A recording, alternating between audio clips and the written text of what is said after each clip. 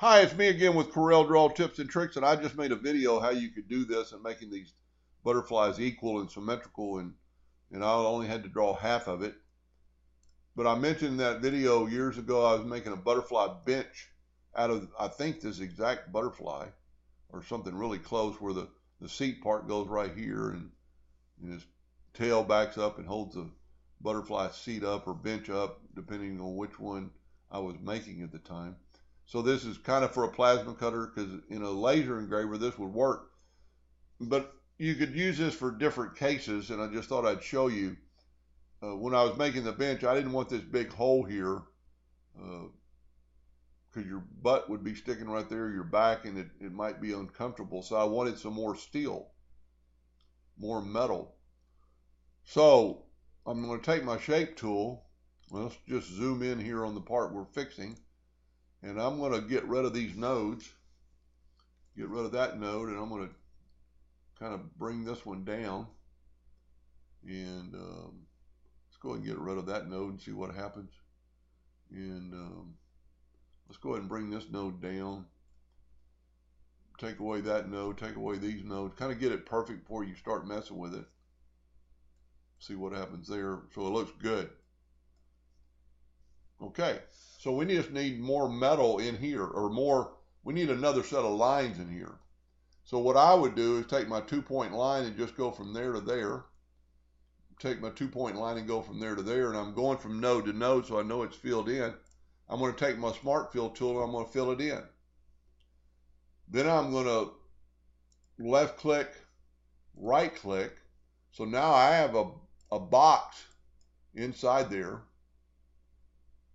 Then go to Effects, go to Contour. I'm going to contour it 0.2 of an inch. Hit Apply, and it gives me a contour line.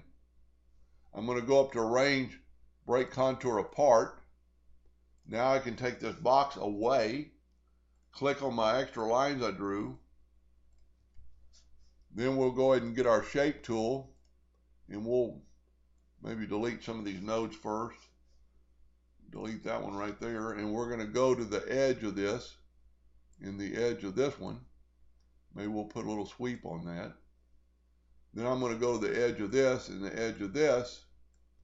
Now I'm going to make sure these are both curves, and they're not, so I'm going to convert them to a curve. Let's zoom in here a little bit. Grab our Shape tool and kind of grab in the middle. Kind of give it a little bit of a bow to it, make it look more like a butterfly. Then, and this is something that's different than I did in the other video, I did weld, and weld won't really work in this case. So I'm going to take my Smart Fill tool and I'm going to fill it in. Then I'm going to move my filled part away, and I'm going to just delete this. I don't need it anymore. I'm going to put this guy back in the center of the page with P. I'm going to left click, right click. But see, we're different on this side's different than that side. So we need to do just like we did in the last video. Take your 2-point line, hold down your control button, and get a perpendicular line. Hit P on your keyboard. Take your virtual segment delete key and delete half of that butterfly. Take your new butterfly part and Control D and make a duplicate. Holding down the control button, move it to the left. Take your Smart Fill tool and fill him in. Move that out of the way. Because what that did is put it all together.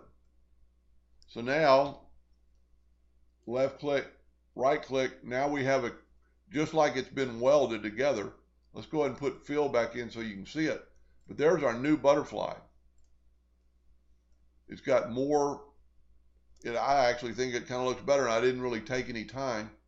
And if I was going to do it for real, I would maybe move this one up before I did it and kind of make it look more symmetrical.